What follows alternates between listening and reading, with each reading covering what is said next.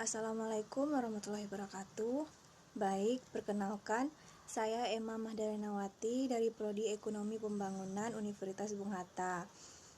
Di sini saya akan menyampaikan materi singkat tentang ESDA dan lingkungan yang dibimbing oleh dosen saya, yaitu Ibu Helmawati.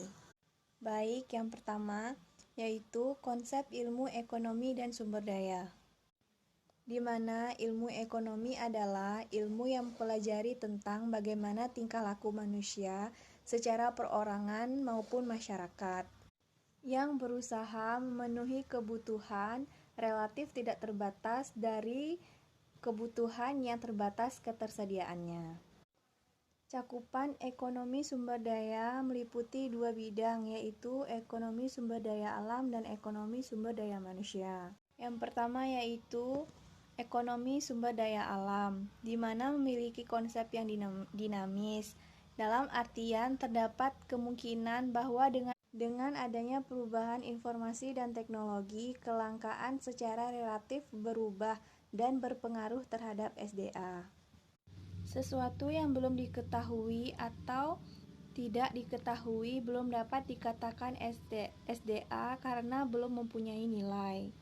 Karena ESDA terjadi secara alami, maka barang yang dihasilkan manusia mengkombinasikan alam, tenaga, modal, dan teknologi tidak dapat disebut SDA.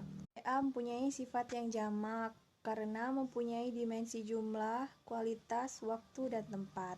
Yang kedua, ESDM. ESDM adalah ilmu ekonomi yang ditetapkan untuk menganalisis pembentukan dan pemanfaatan sumber daya manusia yang berkaitan dengan pembangunan ekonomi. Dalam pengkajian ESDM tidak lepas dari pembicaraan mengenai tenaga kerja. Pembahasan tenaga kerja merupakan bagian pembahasan mengenai jumlah, mutu, dan komposisi penduduk. Sehingga pembahasan ekonomi SDM mencangkup hubungan ketenagakerjaan dan pembangunan ekonomi. Seperti halnya ekonomi lingkungan, yang berhubungan langsung dengan pertumbuhan ekonomi apabila proses produksi barang dan jasa tidak memperhatikan prosesnya dengan baik, yang mengakibatkan pencemaran lingkungan dan pengurasan SDA, yang pada gilirannya akan mengganggu pertumbuhan ekonomi karena terjadi penurunan kuantita dan kualitas sumber daya alam.